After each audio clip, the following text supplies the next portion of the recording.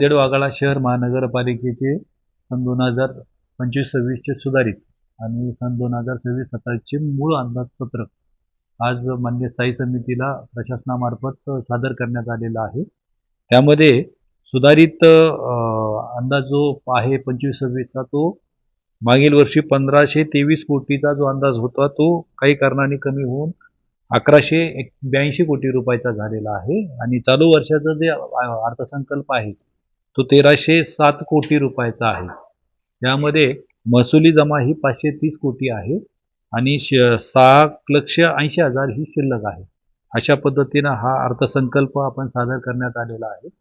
यामध्ये नागरिकांना जो दिवाळीचा विषय असतो तसा कुठल्याही प्रकारची करवाढ यावर्षी प्रस्तावित केलेली नाही, परंतु नागरिकांना वेळेमध्ये कर भरणा करावा आणि त्यामध्ये सवलत द्यावी या पद्धतीनं आपण काही सवलती ज्या गेल्या वर्षी चालू होत्या की आपण ज्या अर्ली बर्ड जे म्हणतो की एप्रिल महिन्यामध्ये जर कोणी टॅक्स भरत असतील तर त्यांना 7% सवलत, मेमध्ये 6% सवलत, तर जूनमध्ये 5% सवलत, ऑनलाईन पेमेंट करत असतील तर 5% सवलत.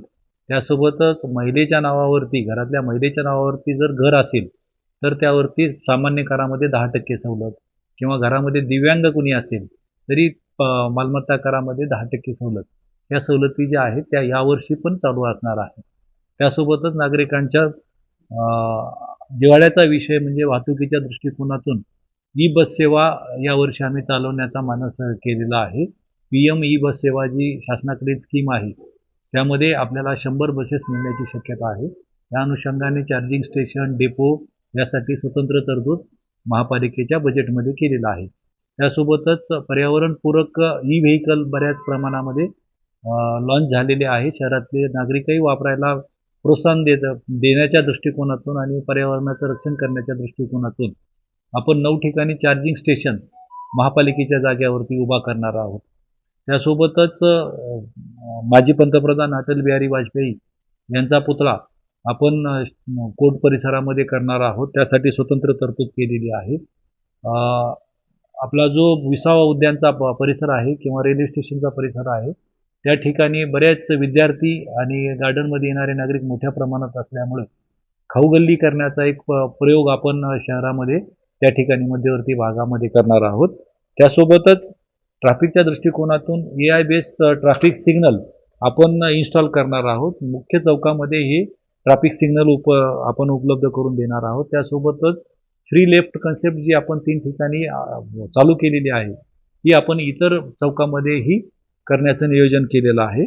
त्यासोबतच धोकादायक विद्युत वाहिन्या ज्या आहेत तर त्या भूमिगत विद्युत वाहिन्या करण्यासाठी वेगळ्याने तरतूद केलेली आहे. आपल्या शहरामध्ये 2 दिवसाआड पाणी पुरवठा येतो आणि तांत्रिक कारणामुळे किंवा वीज पुरवठा खंडित होत असल्यामुळे त्याची वेळ निश्चित नसते, त्यामुळे नागरिकांना कायम त्याकडे लक्ष ठेवावं लागतं.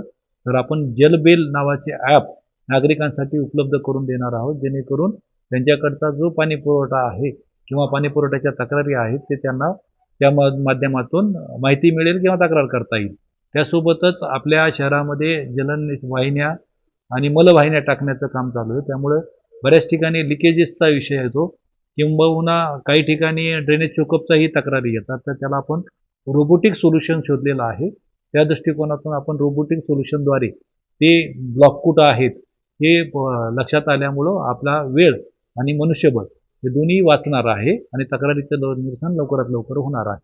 त्यासोबतच या टेक्नॉलॉजीचा वापर करून अनधिकृत नळ कनेक्शन जे नागरिकांनी काही घेतलेले असतील तर तेही शोधण्यामध्ये आपल्याला मदत होणार आहे. अशा पद्धतीने आपण सर्व सुविधा देत असताना नागरिकांना कुठलीही कर वाढ न करता हा आजचा अर्थसंकल्प आपण मान्य स्थायी समितीला सादर केलेला आहे. स्थायी समिती ही शिफारस करून महासभेपुढं मांडेल आणि त्यानंतर महापालिकेचं बजेट अस्तित्वात येईल.